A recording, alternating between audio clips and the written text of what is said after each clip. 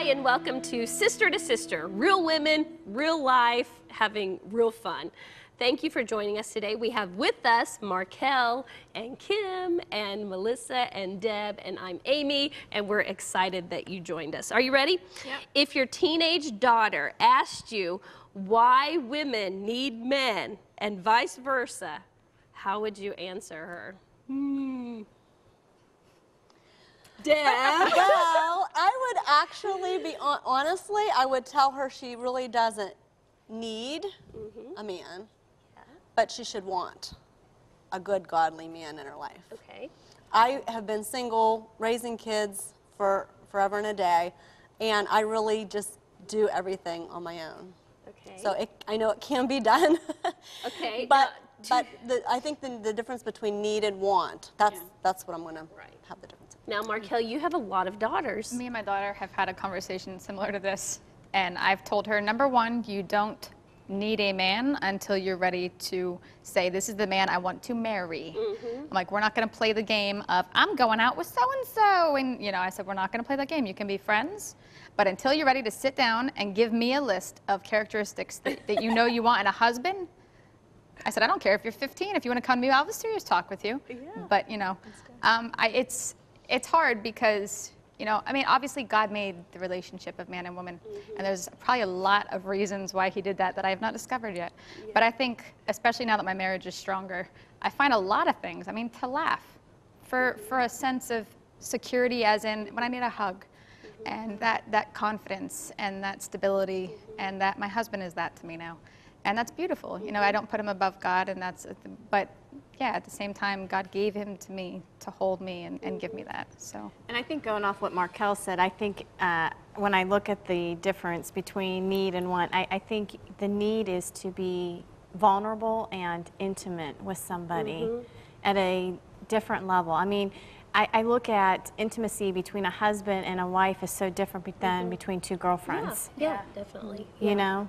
And so there's that desire, and obviously there's benefits. Yeah.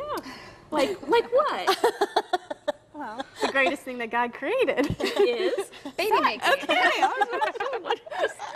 Well, it's true. Yeah, I mean, you come together as man and woman, That's and, right, and we have children. That's right. We replenish the earth. That's what he asked for. Now, what about you? You have a son. What would you say to your son about if he says, hey, Mom, I need a woman? What would you say to him? That's a good question. Probably tell him he doesn't need a woman. I don't know. I mean, I just don't know. It's hard. He's only 7.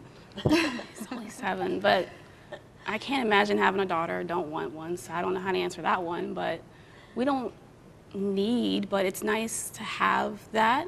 I'm looking forward to being a housewife one day. I'll be honest. Like, that's why I need a man, and so I want to be a housewife. Need a man.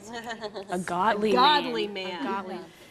And really, I like the word, instead of need, I like add. We add to one another. We don't like need. I'm not incomplete without my husband. I'm completely Amy and child of God, daughter of the King, without my husband. That's right. But when we come together, we add to each other, and my strengths help his weaknesses, and we work together well. Okay, you are a wonderful woman or child of God. You know that, right? Yeah. Okay.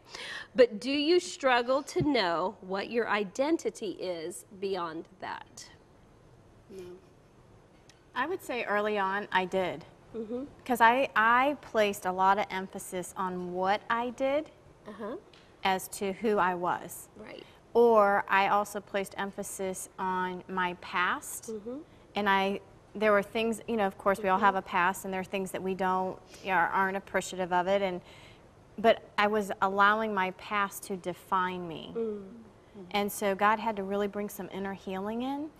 You know? So What I found over the years is I know my identity in Christ, and that's always my foundation, but I've had a lot of identities that I thought I had that are not any longer. So you really have to, you know, look at it that way. You know, I was a wife at once, and I'm not. As a mother, when your kids move away, you're still a mom, but you really lose that identity as that kind of mom. You know, taking care of them on a daily basis. was a small group leader for 7 years. Now that's coming to an end. My girls are graduating. So you have to be really careful what you find your identity in, because it's probably not going to be lasting. Yeah, Right. Yeah. right. Yeah. You find your identity in Christ. Yes. Even like as a ministry girl, as a co-pastor of a church, I see women and men put their identity in what they do, Yeah. and instead of who they are. Well, if I don't ever preach or speak again, God still loves me. That's right. He still loves me the same as he did when I did preach. You know what I'm saying? Right. It cannot be in what I do. It has to be in who I am, and that is that we are children of God, sons of God, daughters of the King, and he has a great plan for our life. That is our thoughts on this subject of identity and do women need men. We would love to hear from you. Will you email us? Please email us. We'd love to hear from you at s2s@ctvn.org. And remember, as iron sharpens iron, so one sister or several sisters sharpen another. God bless you. Thank you for watching.